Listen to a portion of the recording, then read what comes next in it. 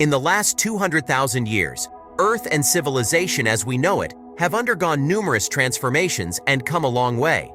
The cosmos is 13.7 billion years old, and the human species has only been around for a tiny fraction of that time, or 0.0015%. However, some have been subdued by humans, one of the most difficult undertakings at the time. From foraging and hunting in the fields, we have arrived. Colonization of Africa to settling the entire planet in what feels like a blink of an eye, on a cosmic scale. Some of the finest brains in history have contributed to the advancement of contemporary civilization. Advance and accomplish objectives that were previously seen as impractical. We have moved from being anchored to the Earth's surface to setting foot on the Moon, our nearest planetary neighbor, within the previous 150 years. Although humanity has achieved nothing short of astonishing accomplishments, we could not amount to very much on a global basis. What would happen if we encountered a technologically advanced extraterrestrial species that was much superior to anything we could ever imagine? A hypothetical scale that may be used to gauge a possible civilization's level of technical development based on the amount of energy this civilization can create was first proposed by Soviet astronomer Nikolai Kardashev in 1964. Nowadays is referred to as the Kardashev Scale. The scale includes 3 conventional categories, but other additions and adjustments have been suggested since it was first developed. The scale is logarithmic, the power indicating that as time passes, the civilization's level of power increases dramatically. Kardashev established the 3 fundamental civilizational stages in 1964, categorizing them according to the power at their disposal. Planetary civilization is another name for Type 1, the smallest of the original types. This most closely resembles our reliable friend Earth. The energy that reaches their planet from its host star, in our case the Sun, can be stored and used by Type 1 civilizations. The energy in question would be enormous, 7 by 1017 watts. However, keep in mind that I mentioned most closely, because our current civilization on Earth does not exactly fall under the Type 1 civilization categorization. Yes, I am aware that we pitiful humans are incapable of even surviving in the most developed civilizations. We humans belong to one of the proposed categories of civilizations, Type 0, rather than a Type 1 civilization. Astrophysicist and renowned astronomer Carl Sagan developed a method to determine a certain hypothetical civilization's Kardashev rating at the time this scale was introduced. This calculation utilizes K to represent the hypothetical civilization's Kardashev rating and P to represent the watts of power it consumes. The projected Type 0 civilization by the Kardashev rating, around 1 MW or 1 million watts of power. It is minuscule in comparison to the energy we consume every day. In just 2015, 17.35 TW, or 17,350,000,000,000 watts, was the total amount of energy consumed worldwide. Using P, enter this number and crunching the statistics, our civilization's Kardashev score would be roughly 0.72. Even though there are 7 billion people on our globe and 12 of them have traveled to the Moon, with satellites launched into interstellar space billions of kilometers away and plans to Mars in the near future, yet we only receive a pitiful 0.72 on the Kardashev scale. Humanity is currently going through a stage of technological adolescence, or Type 1 civilization, indicative of a civilization that is poised to integrate the Type 1 Kardashev scale, according to Carl Sagan. Another outstanding theoretical physicist, Michio Kaku, predicts that humans could evolve into Type 1 in the next 100 to 200 years, Type 2 in the next few thousand years, and Type 3 in 100,000 to 1 million years.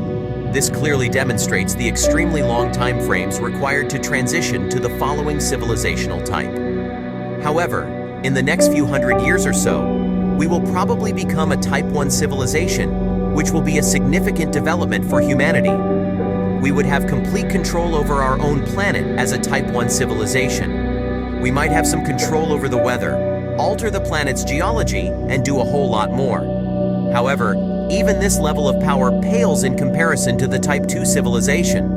A Type 2 civilization, often known as a stellar civilization, has the ability to harness the whole energy of its host star and distribute it throughout the solar system.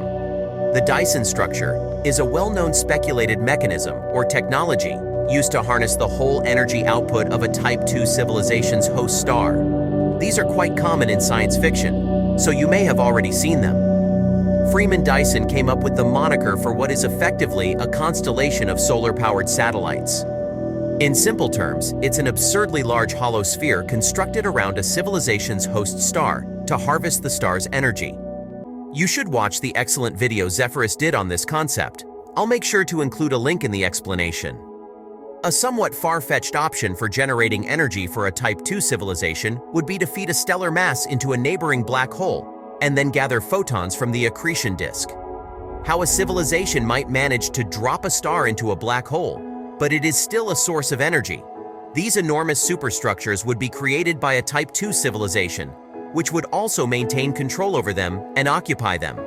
They would have complete control over every planet in their solar system, be free to mine every asteroid at their leisure, and be able to pretty much do whatever they wanted within their solar system.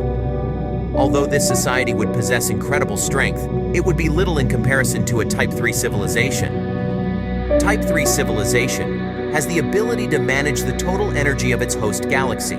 I'll discuss it anyhow, despite the fact that the kind of power this civilization would possess is very unsettling and somewhat out of the realm of science fiction. You see, this society would operate in a manner that is quite similar to that of a Type 2 civilization. Not just for one star, but for billions of stars. It would harness the power of stars, mine planets and asteroids, and so on. Such a society would manufacture and disassemble planets and solar systems like Lego blocks in order to expand its empire elsewhere in the galaxy. Everything they do and use seems to be a toy, and the cosmos appears to be their playground. For them, harnessing quasar energy would be like winning the lotto. For a Type 3 civilization, the supermassive black hole at the center of their galaxy might be a significant source of energy. A supreme leader would auction off planets, stars, or even entire solar systems, making the idea of galactic real estate a reality. It's interesting to think that we could not even be able to see this hypothetical galaxy. If such a civilization did exist, all of the stellar energy would be captured and utilized for whatever purposes the civilization might have. This implies that a galaxy's worth of elements, gas, and starlight would resemble your cupboard. An observer from outside their galaxy would see it as utterly invisible if all the matter in it was used to produce energy. There would seem to be a hole in the galaxy, or maybe nothing at all, at least in the visible spectrum, if they have colonized the entire galaxy. The Booty's emptiness, also known as the Great Void, is a region in space.